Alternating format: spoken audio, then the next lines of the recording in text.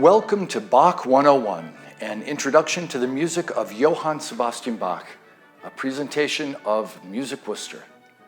I'm your host, Dr. Chris Shepard, the Artistic Director of The Complete Bach. Now, let's talk Bach. Mozart dies and goes to heaven, where God meets him at St. Peter's Gate. God welcomes Mozart and says, "Wolfgang, you are the single greatest musician I ever created. So for you, I've left the honor of conducting the heavenly choir." Mozart, stunned, answers, "God, I am so deeply honored by this privilege, but I can't accept it. After all, the greatest musician you ever created is Johann Sebastian Bach." God chuckles and answers, "But Wolfgang, I am Bach." Welcome to this first episode of Bach 101, where we take some time to either present facts that you've never heard or to refresh your memory, just to let us know about Bach and his life and his music as we embark on this extraordinary project for 11 years to perform everything that Bach ever wrote.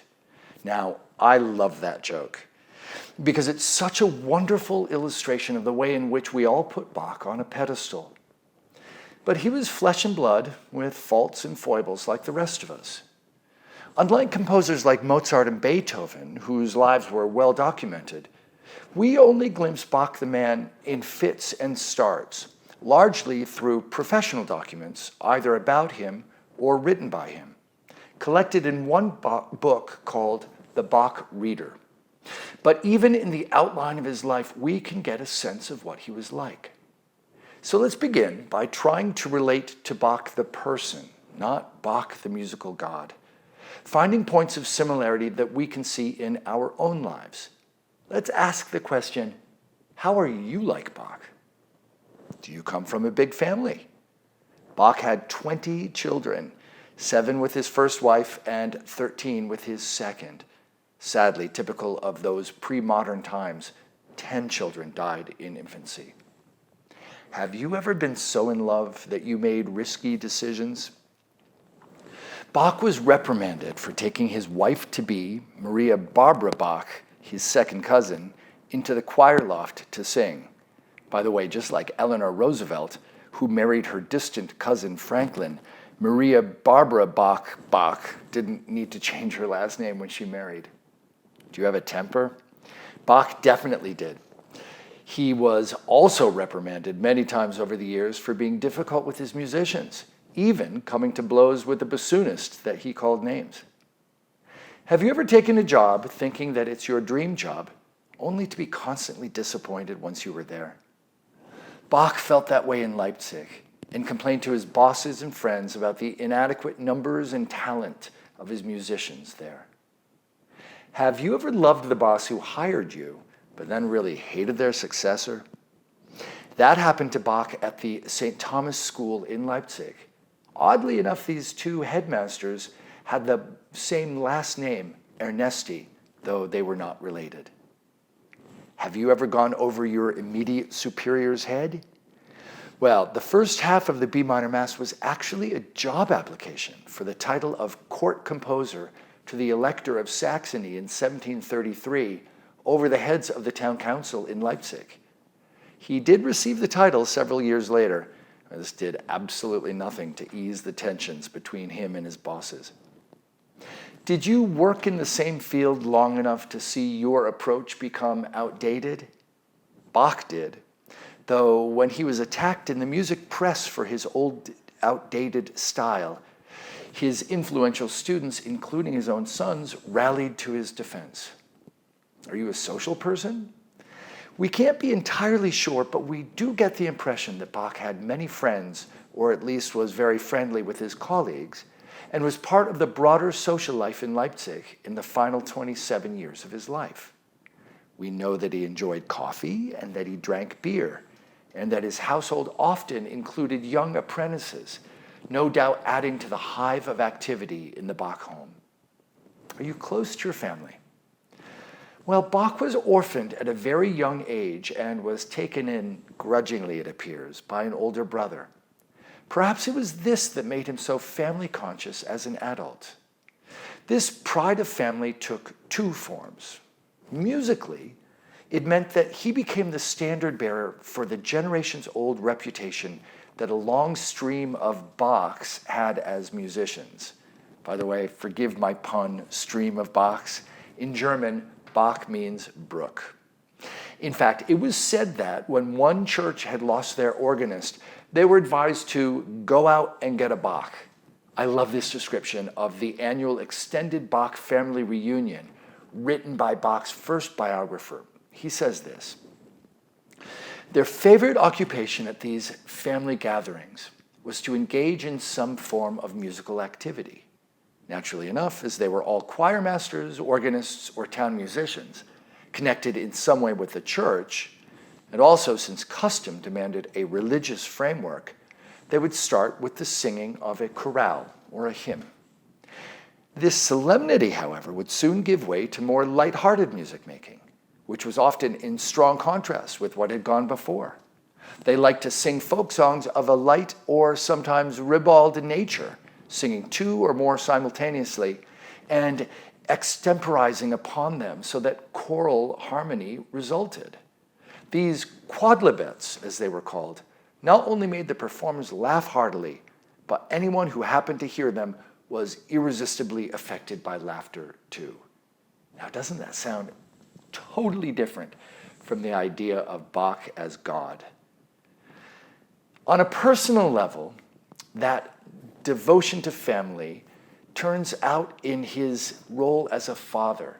It seems that Johann Sebastian Bach was a loving father, however that may have been expressed in the dour, sober, patriarchal, and authoritarian Lutheran Germany of the 18th century. He looked after the careers of his composer sons with great care, and he seems to have been proud of their achievements. In fact, at least at the time, his sons Carl Philipp Emanuel, the Hamburg Bach, Johann Christian, the London Bach, and Wilhelm Friedemann, somewhat unfairly called the alcoholic Bach, they all eclipsed their father's fame. And surely one of the reasons that he moved to Leipzig in the first place was for his son's education at that excellent St. Thomas school, where Bach himself taught, in addition to providing music for the city's churches. Bach himself may have regretted having to go straight into the musical profession without attending college. His sons all received prestigious law degrees from the University of Leipzig, though none of them actually practiced law. Bach also seems to have been a loving husband. He married two different, very musical women. The Bach family made music together, and Bach involved his wives in ways that may well have been out of the ordinary for his time. In addition to encouraging Maria Barbara as a singer, remember we heard about her in the choir loft, he met Anna Magdalena Wilken, who was 16 years his junior, while working at the court in Curtin. While there, she was the second highest paid musician, suggesting that she was a very fine singer. By the way, that's not unlike Mozart's wife, Costanza, who was also a great singer. Anna Magdalena copied out many of Bach's compositions during their marriage, and there are even some musicologists who controversially believe that she may have written the Bach cello suites. Are you a voracious reader? One way that we can surmise that Bach wished that he had had the imprimatur of a university education is found in the large library of books left at his death. An obviously brilliant man, Bach read widely, particularly in Lutheran theology. You can imagine Bach as a classic autodidact. There are times throughout his career when he seems to have a chip on his shoulder, knowing that his lack of a degree placed him at a disadvantage when compared, for example, with the brilliant Georg Philipp Telemann. Even from the rather limited direct information that we have about Bach, a picture emerges of a flesh and blood man. He loved his wife and children. He took great pride in his work, but he didn't suffer fools. He was a difficult employee, yes, but because the music always came first, and he demanded what he needed to make great music. He knew his value and was willing to fight for himself and for his music. But given how faithful and loyal his former students were, he also generated a great deal of respect, admiration, and maybe even affection. In short, Johann Sebastian was a human, just like the rest of us. But, to quote one of the many religious texts that Bach set so many times, musically, he was fully human and fully divine. This exercise has been fun, to find ourselves in the human Bach, because once we start looking at his extraordinary output, perhaps the most consistently high quality, complex, multi-layered, and sophisticated of any Western composers, we keep returning to that opening joke and see Bach once again as a musical god. Let's talk about the chronology of Bach's life. Now, when I was in music school, the opening lecture on Bach in music history class was all about the chronology, where he lived and worked when. Now, that's all well and good, and I'm happy to tell you all of that. But for our purposes, as we face this 11-year project, the more important first question is, what genres or categories of music did he write? From there, we can reconstruct Bach's life not by where he lived when, but by asking, what kind of music did he focus on at different times of his life? That way, his chronology becomes more meaningful as we make our way through all of his compositions in the complete Bach. So, let's talk about those different genres that Bach wrote. Now, I should note, by the way, that unlike composers like Mozart or Beethoven, Bach's music doesn't exactly have a very wide household name recognition. Part of this is the complexity of his music, which is different from having a tune that you might go around whistling. So for each of these genres, these types of music, these categories, I will play one example of a very well-known piece by Bach on my piano, just so it can help you get your bearings and get a sense of what we're talking about. Now, as you know, we at Music Worcester in The Complete Bach, we're dividing each of these 11 years of the complete cycle of his works into the same 12 concerts each year.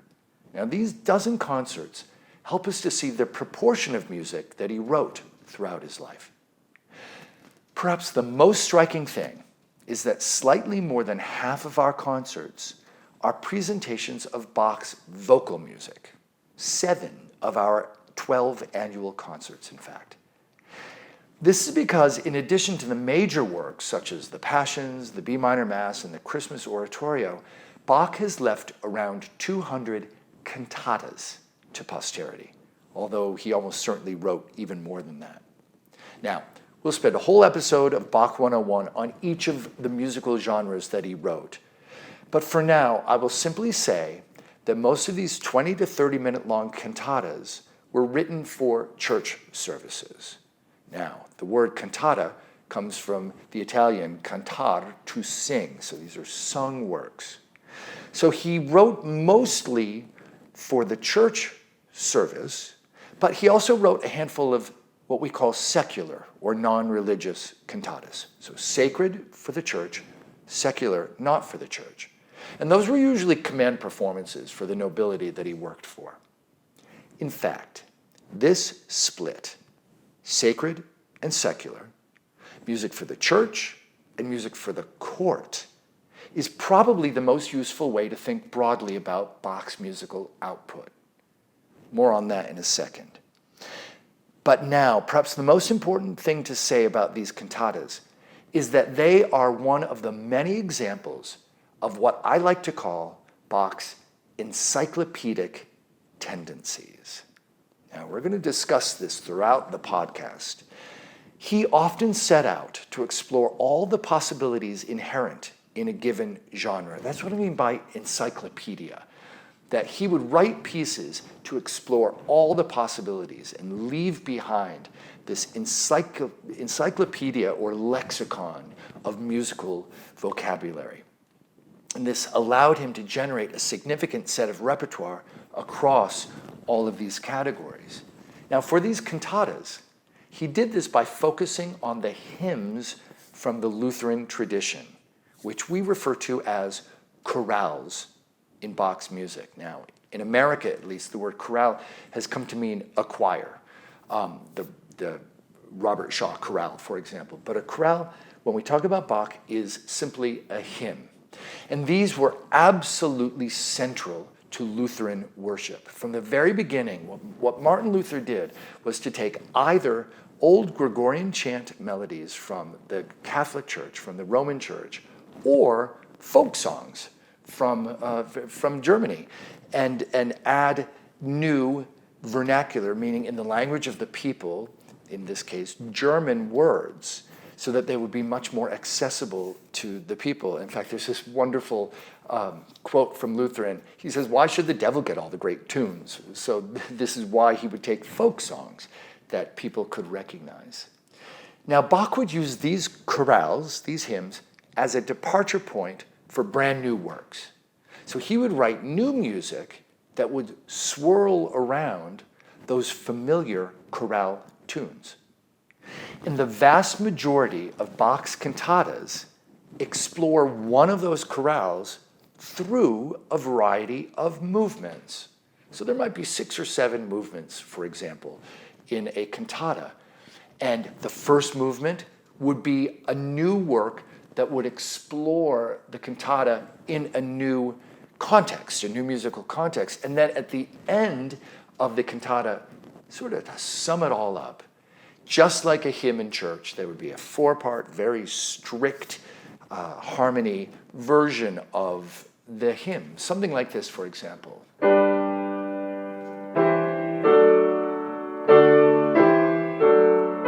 With the melody on the top, with chords underneath it. That is a strict chorale. That is a hymn like you'd get in any modern hymnal. Now, this is the first of our famous Bach pieces, and that might have sounded slightly familiar to you. This is known in English as Jesu Joy of Man's Desiring. So that chorale, that already existed. Bach did not write it. That is a hymn from the Lutheran hymnal. But what he did was to write music that would put that hymn in a new context. Let me show you what I mean.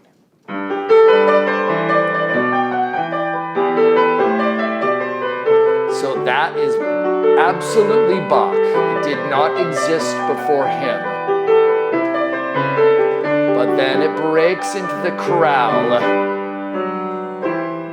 So he uses that pre-existing hymnal hymn.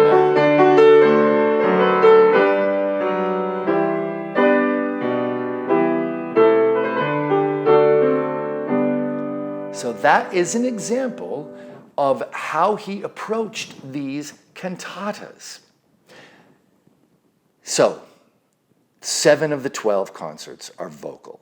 Let's put that to one side. That leaves 5 concerts each year, or roughly 40% of Bach's works, to the instrumental works. Consider first that in his lifetime, Bach was famous not for his compositions, but for his organ playing, and to a lesser extent, his harpsichord playing. So it is not surprising that around 1/4 of our concerts each year, 3 of them, will be devoted to a combination of his organ and keyboard works. Now, one quick note about these non-organ keyboard instruments in Bach's time. This would primarily have been a harpsichord. That's an instrument where the keyboard mechanism plucks the strings instead of hammering them as a modern piano does. There's literally something called a hammer that comes up and hits the strings. Now, this is what's confusing. There was a hammering instrument, which was called the clavichord. But the clavichord was a really soft instrument, and was really only for home use, or possibly for very intimate performances in a fairly small room. I like to think of the clavichord as a little bit like if you live in an apartment, you might play your electronic keyboard with your headphones in so you won't disturb the neighbors. The clavichord was sort of like that you could practice without bothering everybody around you. Now, even with the resurgence of replica period instruments like harpsichords, the piano, the modern piano, it's proven remarkably resilient in performances and recordings. Now, Bach did actually, near the very end of his life, see some examples of this brand new instrument. It was called the forte piano. The modern instrument is called the pianoforte. The early version, which was quite fragile, it acted the same way, but did not make the same sort of robust sound, was called the forte piano. Now, his sons, they did fully adopt the use of the forte piano for their compositions, and they wrote really great music for it. And just as we have discovered in our own lifetimes, the new technology replaced the old very quickly, and the harpsichord was out of fashion within 20, 30 years of Bach's lifetime. But for him, when we talk about a keyboard that is not an organ, we think primarily of the harpsichord. Now, like the vocal music, the organ also fits the sacred church versus secular court model, even though all of the works for organ would have been played in church services. For the obviously sacred works, Bach wrote settings of those hymns or chorales from the Lutheran tradition. So just like we just saw in Jesu Joy of Man's Desiring, Bach did the same thing, but didn't use a choir, he used organ. So there'd be brand new music that he would write, and then a chorale, the hymn tune, would be immersed in the middle of it. Now, in the organ repertoire, these works are called chorale preludes. So a prelude really just means, in one sense, it's a very non-specific word. Preludes can be very, very different. They can be fast, they can be slow, they can be loud, they can be soft. But in the context of a chorale prelude, it's a little bit like, I've had church jobs since I was a teenager. Sometimes you improvise something before you start a hymn, and you might include a little, just a little element of that hymn. That is called a prelude because it is a prelude to the congregation singing the chorale. And it's a useful way to think of it. But they are freestanding works, a chorale prelude for organ. And again, this encyclopedic tendency of Bach. He strove to create an encyclopedia of settings for all of the major Lutheran chorales. And we love this. Organists love the Bach repertoire. And it gives them so much to draw from. So, for example, when we perform the cantatas in the complete Bach, if the cantata is based on a chorale, like Jesu Joy of Man's Desiring, in our concert, we will also feature an organ chorale prelude, so that you get the chance to hear the different ways that Bach faced how to interpret each of these hymns. It's really it's a universe of music on its own. Now, for the less obviously religious sacred repertoire, we find a great many fugues. This is a hugely important word, F-U-G-U-E, a fugue. This is that complex contrapuntal form that Bach excelled so strongly in. Now, by contrapuntal, what I mean is there are different, almost independent lines that are then woven together to create a new, very complex texture. And we're going to devote a whole lot of time to that in a future episode of the podcast, because if you don't understand a fugue, you can't understand Bach. It's so important. And what he would do is they tended not to be freestanding, but instead, Bach would pair a fugue with another movement. So it might be a prelude and fugue. It might be a toccata. And toccata comes from the Italian word toccare, to touch, and they were very, very ornamental. Their toccatas tend to be quite difficult. There are a lot of scales, a lot of fast passages. So a toccata and a fugue. Or a fantasia, and a fantasia sounds improvisatory. So a fantasia and a fugue. But listen, don't worry, as with everything that I'm running through now, we'll return to these later and devote entire episodes to these genres. The idea for today is to give you this overview, and you can come back to this recording over the years and listen again and say, oh, right, that's the context for Bach. Now, of everything that Bach ever wrote, it may be the Halloween famous organ toccata in D minor. That's Toccata, toccata. Like I just said, these are highly ornamental, very technically difficult pieces. It might be this toccata in D minor that is the most recognizable. Now I'm going to play it for you, and it's going to sound very different on the piano. But here's the thing, taking it away from the organ so it doesn't sound spooky, doesn't sound like Halloween anymore, you can actually hear that the design of this is remarkably simple. It's really just a series of 3 little ornamentations. This sound. It's not even a full trill. It's something we call a mordent. Da-da-da, here, down, and up again. So it's a series of those, followed by half a scale. It's not even a full scale. It's just half a scale. So a little ornament, half a scale, and then he repeats it, that ornament, and then he just sort of varies. He does a little riff on, instead of the full scale, he does a mini one. And then he repeats it again, but lower, and back to that half scale. Why do I go to the trouble of saying this? Because from the beginning, I want us to understand that Bach's ideas are remarkably simple and clear, but it's the working out of the idea that is so complex and so genius. But the idea itself, ornament, scale, repeat, lower, and then he does a really cool, this is the creepy bit, that chord, a diminished seventh, is creepy because it could go anywhere, but it goes here. But no, it doesn't. You know this. It actually goes to major chord. So listen to all of that and imagine it on October 31st on a big organ.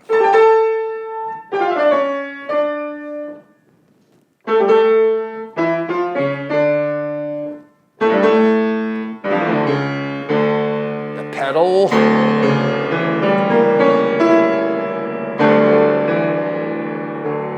So probably his most famous organ piece. Now, for the non-organ keyboard music, remember, we always think about harpsichord for this.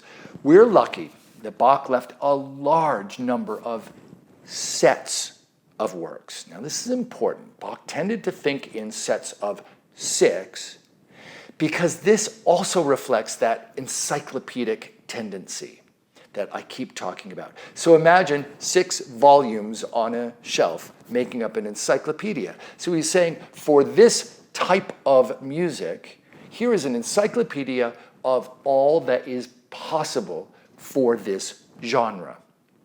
Now, there are sets of French suites, English suites, partitas, the massive 2-book collection called The Well-Tempered Clavier. Now, this is a very confusing word because clavier sounds like clavichord, and for a century at least, it was often translated as clavichord, but actually it just means keyboard in German. So really, the better translation would be the well-tempered, which means it's referring to the tuning, the way it's tuned, the well-tempered harpsichord. There's also the attractive Italian concerto, the extraordinary Goldberg variations, which really shows you Bach's genius, and the 2- and 3-part inventions, which you may well have played in piano lessons as a kid. So our the pieces that most people will recognize are next one, number 3. This is an excerpt from that Well-Tempered Clavier, that well-tuned harpsichord book. This is the very first prelude from the first of 2 books. And we keep getting that word prelude, right? The Well-Tempered Clavier is a set of prelude and fugue in every key, major and minor. So every note that you can think of, C, C sharp, D, but also D flat, D sharp, E flat, E natural. And this is his way to show you what is possible in every kind of form and in every kind of key. So this design, too, for this prelude that you're going to hear is remarkably simple. You're starting to see a pattern in how his brain worked, but the working out of it is so beautiful and placid. You may well have played this one as well in your piano lessons.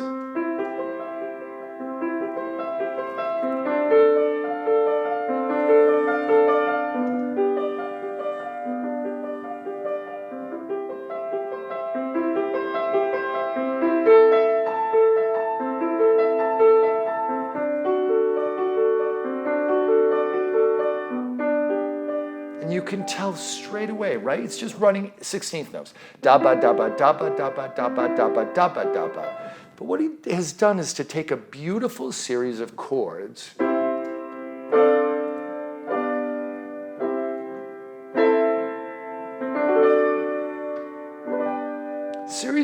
simple chords, and creates what are called arpeggios, running chords, versus a block chord. And it's extremely repetitive, but repetitive is not necessarily bad. He sets up a pattern of expectation. Now, for those of you who particularly love string and wind music, you might be disappointed to hear that only 2 of our annual concerts, only about 15% of Bach's music, is for all the other instrumental combinations. This includes what we think of as his chamber music, the solo music for cello, violin, that ancient instrument, the viola da gamba, and flute in particular. So the solo, we call this chamber music, but all of those are for solo instruments, but also the usual chamber music that we think of in small groups of players, particularly the art of the fugue. There's that word again. He wanted to show over and over again what he can do with fugues, and a wonderful piece called the musical offering. Now, from this genre of the chamber music, one of the most famous sets is Bach's 6 solo cello suites. And there it is again, right? I keep saying this, 6, sets of 6. So there are 6 suites, but think about it, what a suite is. It's exactly what you think it is. We use that word to mean rooms. So a suite of rooms is just several rooms. A suite in Bach's time is a set of different kinds of dance movements. Now I'm going to throw these out. Don't even engage with it. We're going to have a whole episode about this. But in case you learned it, just to jog your memory, an allemande, courante, sarabande, a jig, and then a whole bunch of others like a minuet, a bourrée, a passe-pied, a polonaise. And if they sound French to you, and if the word suite sounds French to you, you are absolutely right. This music began its life in the court of Louis XIV, Louis XIV, the great Sun King, the King of Versailles. And it is the great contribution of French music and musicians to the Baroque. But in so many ways, it took a German, it took Bach to perfect what these are. These dance movements are not just important in the pieces that Bach called suites, but they actually permeate everything that he wrote. We're going to talk a lot about that, and I'm hoping that even for you seasoned Bach people out there, that might be something of a revelation, because there's been new scholarship about dance forms in all of Bach's music. And for me, at least, it has been just such a source of enlightenment in how I have approached Bach's music. Now, let's do another one of those household name pieces. Like the one I just played, this one is also the first movement, in this case, the first movement of the first cello suite by Bach in G major. And I'm playing this one next to the Well-Tempered Clavier, that one, because it's exactly the same idea. It's running 16th notes. It's, again, a simple idea, and yet it is transcendent in the way in which Bach works it out. Again, it sounds very different on piano than cello, but you'll get the idea.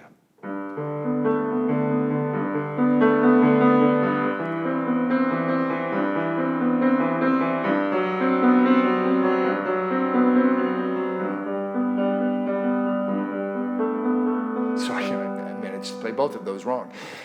This sort of a spread is very cello. This is very harpsichord, or even guitar if you think about it. That's just a very quick way to make us aware of the fact that Bach really understood the instruments that he was writing for. And so often what he writes is so wonderfully idiomatic. So what was that? It was the exact same thing. It's sort of arpeggio, chord outlines.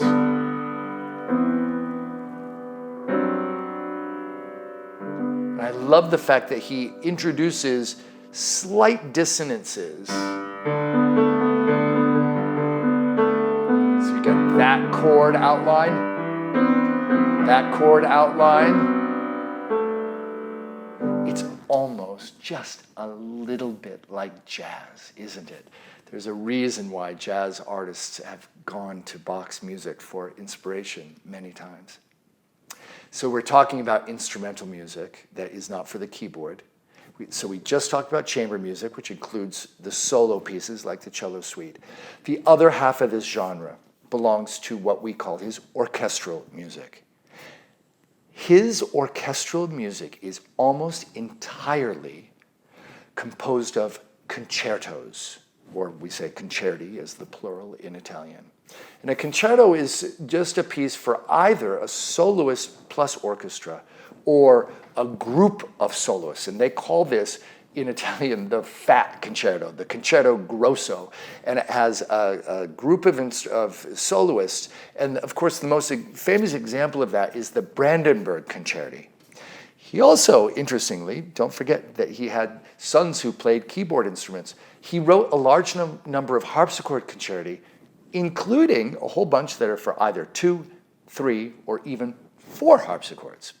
And almost certainly his sons would have played those. He also wrote a handful of wonderful violin concerti. Now we've talked about suites a bit. He also wrote 4 very famous orchestral suites. And just like those cello suites that you heard about a moment ago, they were based on dance forms. Now, another one of those household name pieces. This is the very famous Air on the G string. It's not Bach's name for it. It gets that name because of where the violins would play. And it has an achingly beautiful top line melody played by the violins. Now, you could be forgiven for saying to me, but Chris, this time it doesn't sound like a simple idea. You keep saying that Bach's design is simple. But even here, I'm afraid that you would be wrong. Don't listen to my right hand. Don't listen to that violin melody. Listen instead to this bass line. You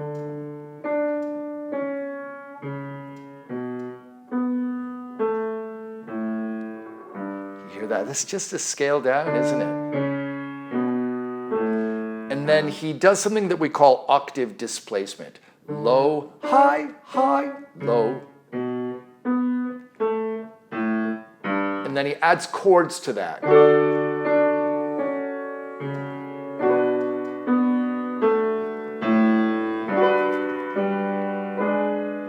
And may I just say again, kind of jazzy chords at that. Isn't that wonderful? So you hear, it's a simple pattern. And it repeats. And what is really interesting is that we do encounter this sort of thing in other composers. Does this sound familiar to you? This is by Johann Pachelbel, the very famous canon. And Bach, by the way, really respected Pachelbel's music, and he owned some. And so I don't want to throw Pachelbel under the bus, but I will say this, that in Pachelbel's canon, those 8 bars that repeat over and over again, With Pachelbel, you feel a bit hemmed in. Like you're always really aware when the pattern starts again. But this is the genius of Bach, is that he is able to spin out an incredibly long celestial melody. To steal Ronald Reagan's line, it slips the bonds of its more earthbound ground bass. So listen to that. So here it is.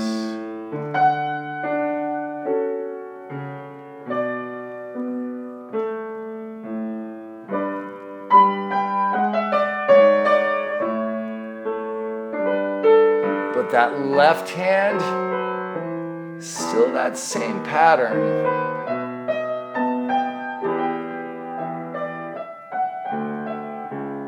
Isn't that absolutely beautiful?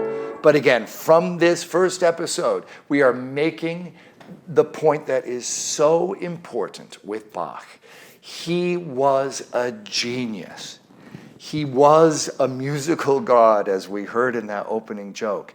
And yet, mere mortals like us, like me, like you, we can understand Bach because his designs are simple. The execution is difficult. The design is simple. And so my job with you is to reveal the hand of Bach, if you will, reveal the hand of God, to find those patterns, because that's what Bach was trying to do. He was always trying to reveal the hand of God through his music. Now that's the first half of the chronology. We haven't even gotten to where did Bach work when, because more important is this idea of what did he write. So quick review to end this opening episode. He wrote vocal music. That's 7 of our 12 concerts a year. He was a famous, famous keyboard player, mostly organ. So 3 of our concerts are going to be keyboard music, a combination of organ and either piano or harpsichord. That takes us up to 10. Isn't that incredible? That 10 of the 12 concerts, 10 twelfths, 5/6 for you mathematicians out there, 5/6 of his entire output is either for the voice or for keyboard. And that leaves us just 2 more concerts for instrumental music. One is the chamber music, including the solo stuff, and the other is orchestra, which is almost all concerti.